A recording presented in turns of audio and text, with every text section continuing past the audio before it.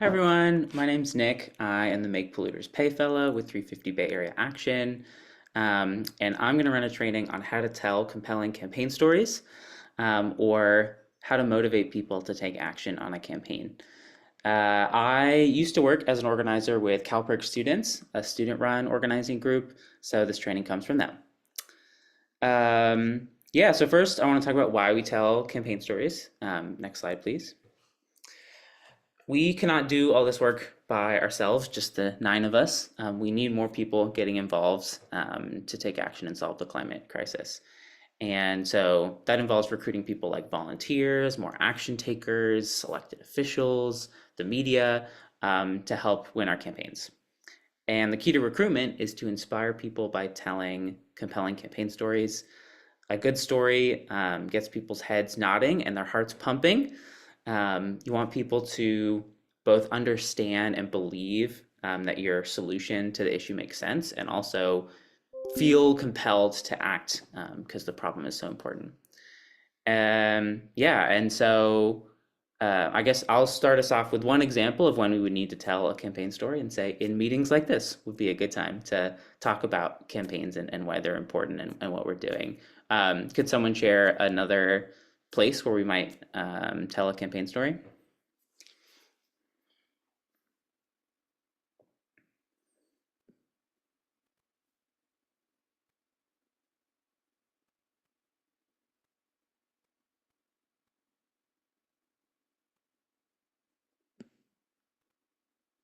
What are like yeah, like events or things that you've done where you tell people about campaigns? And we're tabling. If you're tabling about an issue, you have to get people to understand the issue pretty quickly and why they should care. Yeah, that's a good one. I'll also add lobby meetings with elected officials, or even just telling your friends and family about a campaign. Um, so yeah, those are all good ones.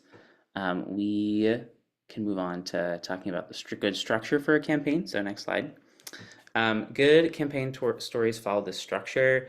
This allows you to get people's heads nodding and hearts pumping by making sure they both understand the campaign and see its importance. So the structure is problem, solution, goal, strategy, tactics, and why you, or the ask. So PSGSTA. I don't know if that helps anyone remember that, but I can dive more into each one of these.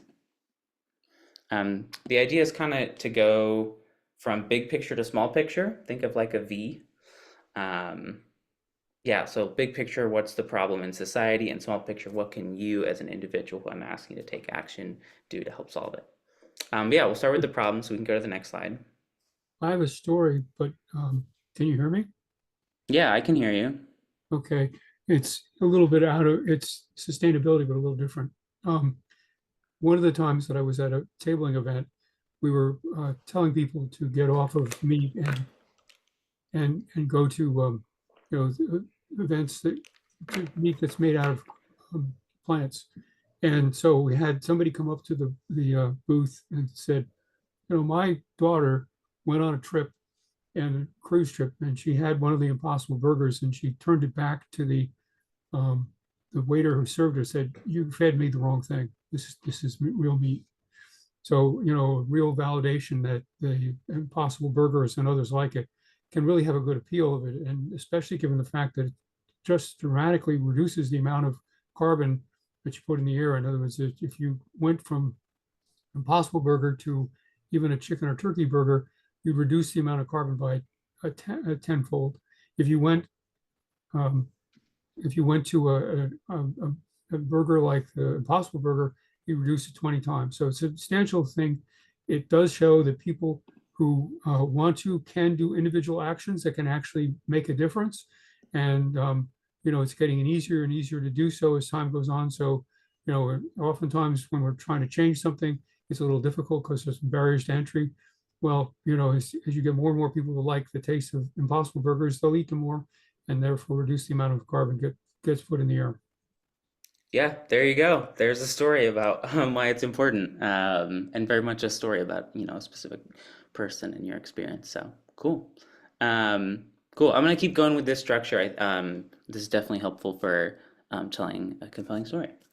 Cool. So yeah, the problem is the big picture issue that your campaign is working to solve. A good problem statement includes why the problem matters and how it impacts the audience. Why should people care?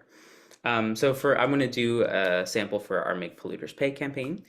So for example, the problem for the Make Polluters Pay campaign is that we, California taxpayers and homeowners, are paying billions of dollars a year to pay up from climate disasters like the LA fires. And that's important because while Californians are struggling to afford to live in this state, we are doling out billions in taxes and insurance payments to clean up for disasters that weren't caused by us, but by fossil fuel companies that profited off polluting our planet. So that's a problem. Want to move into the solution. So next slide. The solution is how we can change society to solve the problem. How would the solution impact the audience? So the solution for the Make Polluters Pay campaign is to make polluters pay. Fossil fuel companies that profited off of causing this crisis should pay to clean up the mess, saving Californians billions and helping disaster victims recover. Next, we'll go into the goal for a campaign. So the goal is who we're trying to get to do what by when. Who is our target? Who do we want to take action? Maybe a state legislator or the CEO of a company. The specific action is what we want them to do. Maybe vote yes on a bill or co-author it or propose something to their board, or let's just say something more specific like McDonald's could stop selling meat raised on the overuse of antibiotics would be a goal. And then timeline is by when. By when do we want them to take this action? So you know with what urgency you need to act. So for the Make Polluters Pay campaign, our primary goal is to get State Senator Wahab to vote yes on the Polluters Pay Climate Superfund Act by the time it gets a vote in the Judiciary Committee at the end of April. And that bill would assess the biggest polluters for the last 30 years a fee that would go towards disaster prevention and cleanup. So that's the goal. We can move on to the strategy. So next slide. Our strategy is our mechanism for implementing the solution. So that could be passing a bill, convincing a decision maker, and how this mechanism can be achieved. What is our actual theory for winning? How can we convince our decision maker to act? Often we think our decision makers are self-interested. So, you know, they're likely to already have a position on the merits of the issue, and we think we'll be able to sway them by aligning their self-interest with our campaign goal. So a good strategy statement often follows the format, if we do X, we think we can convince our target to do Y because Z. So for example, we think we can convince Senator Wahab to vote yes on the Polluters Pay Climate Superfund Act if we show her that her constituents overwhelmingly support the bill because we think she wants to get reelected. And if she wants her constituent support, she will need to vote yes. So that's strategy. Next is tactics. So we can go to the next slide. Your tactics are the specific things you will do to implement your strategy. So I would say for the Make Polluters Pay campaign is we will work to collect 1,000 petitions and 100 photo petitions and get media coverage in her district to show that her constituents really support the bill and are calling on her to act. So that's tactics. Then we can move on to why you or the ask. So this is how the listener can help make the solution into reality. For the Make Polluters Pay campaign, I want to pitch you all to send a letter to your state legislator in support of the Polluters Pay Climate Superfund Act. This is a great way to show your legislators that you really care about this bill. And in particular, a lot of you are represented by reps other than State Senator Wahab, who we actually want to co-author the bill to show other legislators that they're supporting it ahead of time and rally their colleagues to vote yes. That's a key ingredient to passing a bill. So want to ask you to sign the letter, and then if you're interested in volunteering, check the box on that letter to do that. We're doing a lot of cool stuff on the campaign, like tabling in Senator Wahhab's district to collect petitions and photo petitions at farmers markets, and making announcements in religious gatherings, writing letters to get published in newspapers to bring media attention to the issue. And so if you're interested in any of those things, make sure to check the box that you're interested in volunteering on the letter. And we'll get to that in a second, but I want to wrap up the training. So in summary, this is the next slide. Some hot tips for telling a compelling campaign story are: number one, follow the general structure for the story. Two, tailor to your audience and to yourself. Say it in your own words in a way that you care about, and also in a way that the audience will care about. And get hearts nodding and heads pumping by appealing to both emotion and logic. And then last, or I guess I'll do two more slides.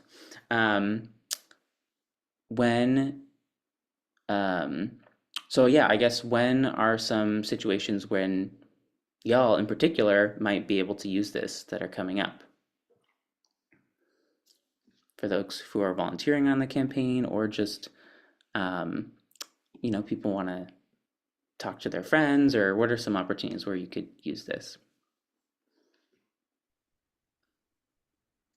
I'm trying to basically, I guess, like kind of plant the seeds, the anti-PG&E seeds, talking to like friends and family. I think partly because it's, I think in my opinion, kind of low-hanging fruit. I think, there's a lot of sort of pent-up frustration. And so, yeah, I'm sort of like kind of trying to build a narrative behind like essentially why PG&E has continuously like messed us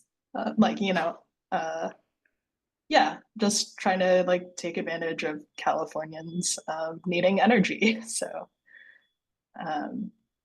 yeah, trying to kind of create a story around that. Cool. Talking to friends.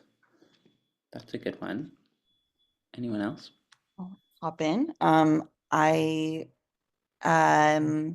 will be making announcements depending on reaching out to professors in Wahhab's district. So I'll be making announcements in classrooms. So I'll definitely need it then, a concise, compelling pitch and narrative. And I was also curious, maybe for another time, but like I wanted to post, and I had like in preparing for that action block, I posted like a story on my Instagram. So I was just wondering if you have any thoughts about like translating a verbal pitch into something more concise, like visual or digital. Yeah. Yeah, I mean, you can definitely cut stuff out. I think a good way to shorten it might be like have one sentence on the problem, one sentence on the solution, and then one sentence for the why you, and you can even maybe cut out strategy and tactics if you're going to cut something out.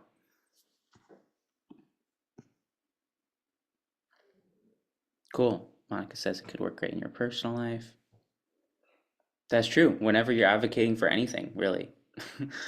Okay, cool. And then I'll do a demo of this all together, and then you can actually take the action that I asked you to take.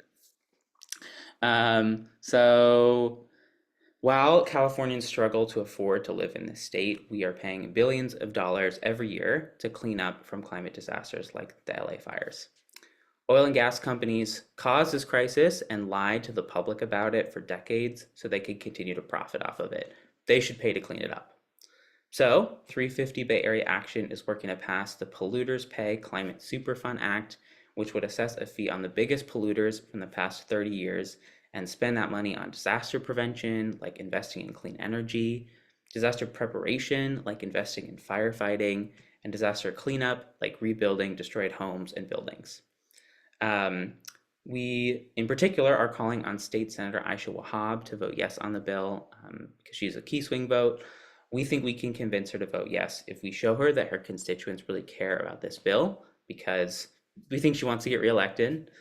And to do that, we'll collect 1,000 petitions through tabling and making announcements in religious gatherings in her district, and work to get media attention through letters to the editor and meet with her office.